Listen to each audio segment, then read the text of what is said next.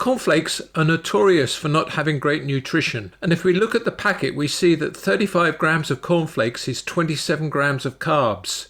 They're almost pure carbohydrate, so I'm not having great hopes for them not affecting my blood glucose. But let's look and see what happens after an hour. This is my blood glucose 2 hours after I got up at 5 o'clock. You can see there's a slight incline upwards, which I'll talk about later in another video. I haven't eaten or drunk anything at this point. Here we are at 199 at 1 hour after eating cornflakes, bananas and milk.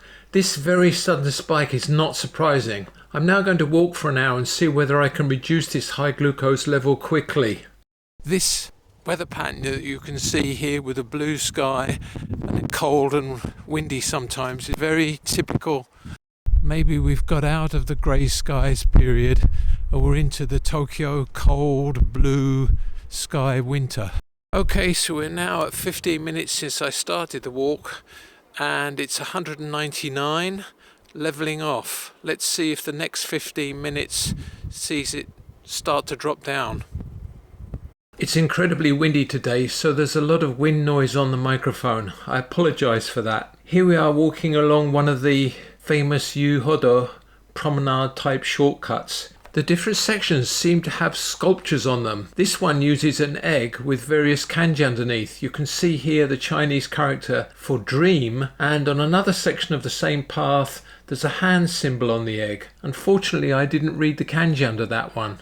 The carp in this local pond have got me well trained to feed them some breadcrumbs as I walk past, and sometimes the ducks benefit too.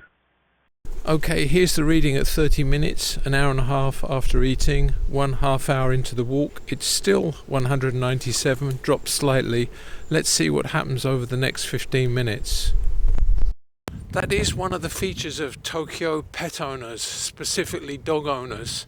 They do, on the whole, pick up their pets' poo and take it home and dispose of it. It's very unusual to see dog poo on the street, and even more unusual to step in it. Here we are at 45 minutes. Okay, it's starting to drop massively. I think you can see that now. And I think it's time to head back home out of this cold wind. On the way back, here's another one of the common wayside shrines. Sadly, they're usually for children who've been lost for one reason or another. This is a vending machine that sells soba and udon and ramen sets. The reason it's here is because this is the Sapporo ramen factory.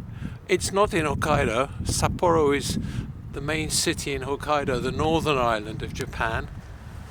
I think the alarm is going to go off for the 1 hour walk in another minute or two. I wonder what's happened. I hope it's back down in the 150, 160 range. Okay, it's dropped back down to 163. Not too bad, just inside the green range. Probably in another hour we'll be back down to under 150. First, I'm sorry for the audio quality in parts. It was a windy day, and even a good mic and editing software could not remove the wind effects entirely. I hope you can hear the commentary. Have we learned much from this meal and walk? Well, first, clearly cornflakes and banana is a high carb meal, and worse for spiking blood glucose than muesli, which rose to only, I'm being a bit sarcastic here, about 165 compared to almost 200. If I had to choose between the two, I choose muesli after removing the dried fruit content. The question on my mind is how much of a role does the banana play in the spike? In a later test, I'll test just a banana for breakfast. Perhaps minus banana would make the two breakfasts more comparable. I think the data tend to show that the cornflakes banana breakfast had a slower drop back to under 150 than muesli, which might be due to the muesli fibre content too. The other important thing is the 35-gram portion of cornflakes versus the 40 grams of muesli, and more importantly, the quite small portions compared to what most people would eat for breakfast. I know when I was eating breakfast cereal, I filled the bowl, so probably eating 150 grams or more, but doing so doubles or triples the sugar load, and I'd expect the blood glucose spike to be much higher. At the moment, I'd say neither of these two cereals is really suitable as a breakfast for a diabetic. The second key conclusion is that walking seems to help bring blood glucose levels down. So, if you do decide to eat your favourite breakfast cereal, I'd advise taking at least a 30 or perhaps 60-minute walk soon afterwards to try to counter the sudden rise in glucose. If you've enjoyed this video and would like to see more about the impact of exercise and different foods on your blood glucose, please click the subscribe button.